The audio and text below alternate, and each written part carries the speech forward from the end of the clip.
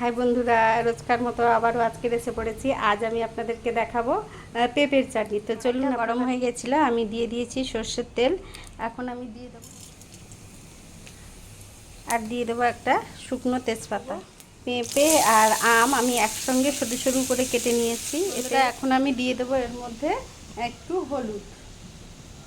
আপনারা হলুদ দিতেও পারেন, না দিতে পারেন। পেঁপের চাটনি সাদা হলে এমন কিছু খারাপ লাগে না। আমি একটু হলুদ দিয়ে দিচ্ছি কালারের জন্য। হলুদ দিয়ে একটু নেড়ে নেব।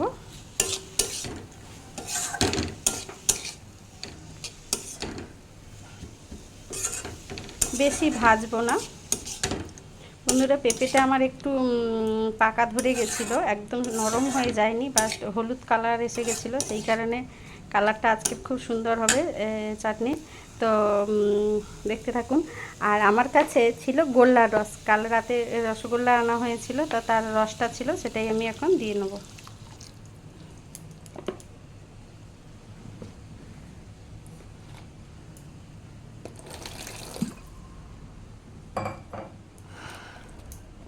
তো আমি পরে মিষ্টিটা একটু টেস্ট করে তারপরে আবার যদি লাগে তো দেবো। অনেকটাই রসগোল্লার রস ছিল, আমি পুরোটাই দিয়ে দিলাম।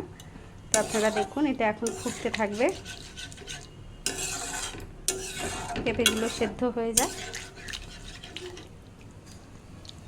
তো কারা কারা আমার মতো এরকম পেঁপের চাটনি রান্না করেন বা খেতে ভালোবাসেন, আমাদের বাড়িতে সবাই খায়, তো অবশ্যই কমেন্ট করে জানাবেন।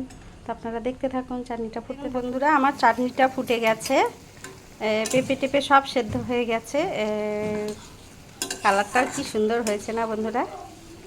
এখন আমি এর মধ্যে দিয়ে নেব কর্নফ্লাওয়ার।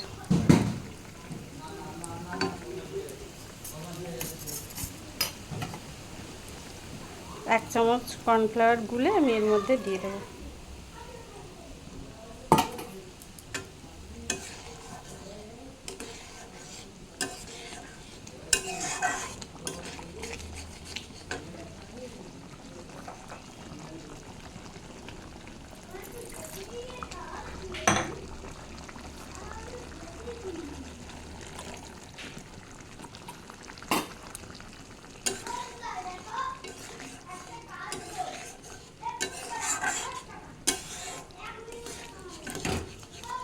বন্ধুরা, যারা আপনারা এই চাটনিটি স্টোর করতে চান, ধরুন 1 মাস রাখবেন, তো তাদেরকে বলছি আপনারা একটু ভিনিগার অ্যাড করে নেবেন। ভিনিগার অ্যাড করে নিলে আরামসে চাটনিটি ফ্রিজে 1 মাস রেখে রেখে খাওয়া যাবে।